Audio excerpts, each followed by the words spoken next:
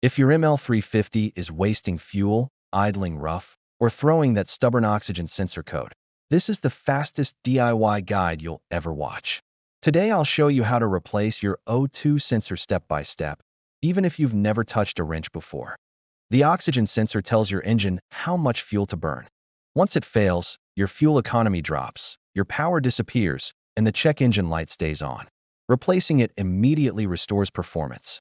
Cut TO, close-up of new O2 sensor. These are the signs your oxygen sensor has failed. Poor fuel economy, engine misfires, or rough idle check engine light with P0130, P0161 codes, slow acceleration, exhaust smell richer than normal. If you have any of these symptoms, it's time to replace the sensor. Here's everything you need to get the job done. O2 sensor socket ratchet set, penetrating oil jack and jack stands. If replacing lower sensors, replacement sensor, OEM recommended. That's all. No complicated tools required. The ML350 typically uses 4 oxygen sensors, 2 upstream and 2 downstream. Cut 2. Under the vehicle. Before catalytic converter, downstream sensors. After catalytic converter, most failures show up on the upstream sensors. Let's get straight into the replacement. Disconnect the battery. This prevents accidental shorts. Spray penetrating oil, hit the sensor threads, and let it soak for at least 10 minutes. Unplug the sensor connector.